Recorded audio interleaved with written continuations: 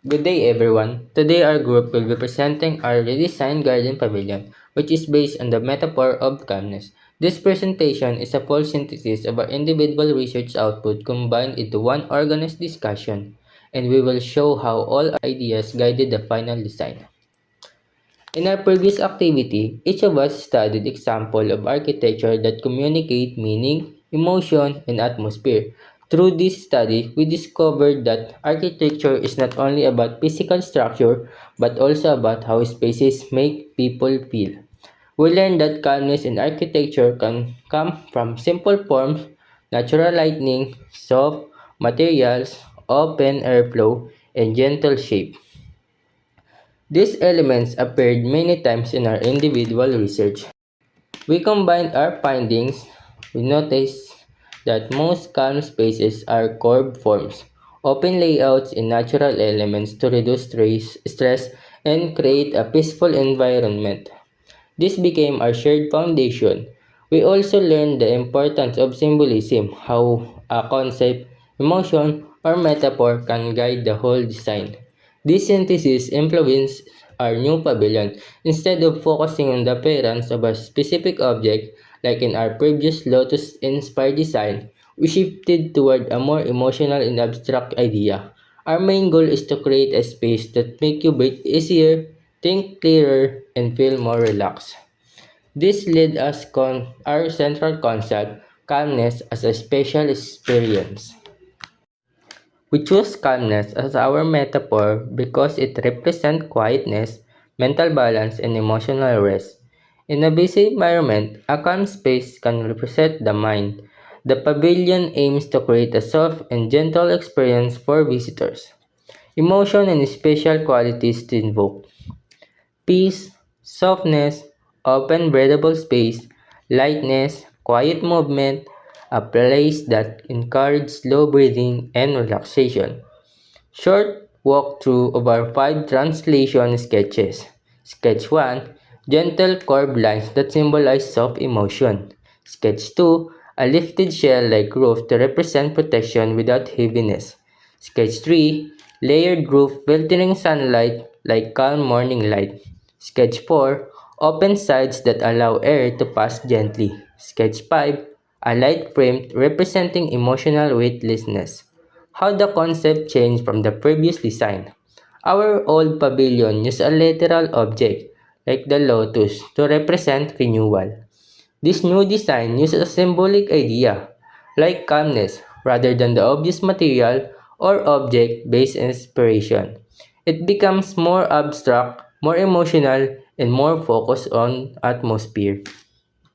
From an artistic perspective, our pavilion expresses calmness through aesthetic, symbolism, form, and emotional impact. Aesthetic. We use clean and minimal lines, soft curves instead of sharp angles, and a layout that doesn't feel heavy or crowded. Symbolism. Curved roof equals slow breathing. Open sides equals open mind. Layered forms equal quiet and organized thoughts. Light materials equal emotional softness. Form. The form is organic and flowing, avoiding visual tension. It feels gentle and smooth to look at. Emotional impact. The visitor should feel peaceful and mentally clear. The space encourages slow movement, quiet sitting, or simple reflection. Elements and principle of design. Harmony, consistent shapes and material. Balance, equal softness on both sides. Rhythm, repeating layered layers of the roof. Contrast, thin vertical supports versus wide roof layers. Space, intentional openness. The model parts that reflect artistic intent include the curved roof lines, open air sides, and the elevated light frame. Aside from the artistic side, this pavilion also applies scientific and environmental logic. Orientation. We position the openings to face the dominant breeze direction to enhance natural cooling. Sun path strategy. The roof uses soleil-inspired layering. These layers shades the interior by redirecting and filtering sunlight, making the brightness soft, not harsh. Wind and ventilation. Small gaps between the layers and the open sides allow cross ventilation. This prevents heat up buildup and make the pavilion comfortable without mechanical system. Material choice. We use popsicle sticks and bamboo sticks in the model. This represent lightweight materials symbolizing eco-friendly and simple construction. Structural environmental logic. Popsicle sticks, main load bearing frame. Bamboo sticks, secondary supports, shading. Layered roof, passive cooling, and soft lights. Open base equals airflow underneath the structure. These choices keep the pavilion stable, breathable, and climate responsive. How this design differs from our last one. Our old pavilion was inspired by the lotus flower, symbolizing renewal. It was more literal and had pointed or sharp elements. The new design is inspired by calmness, more abstract and smoother and more emotional.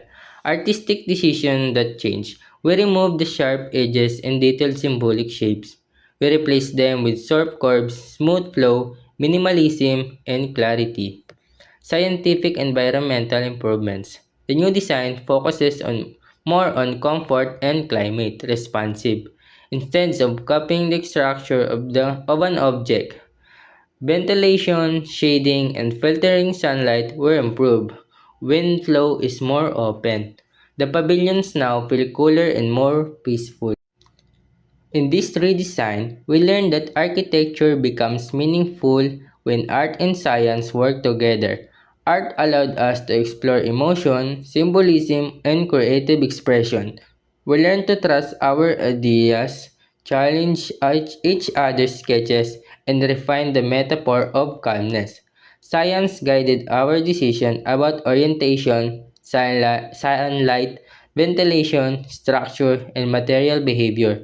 The most important lesson is that a successful design must balance emotional intention and environmental logic. Calmness guided the artistic choices while sustainability and climate responses guided the scientific choices. To close our presentation, here is the final image and rotation of our model. Thank you for listening.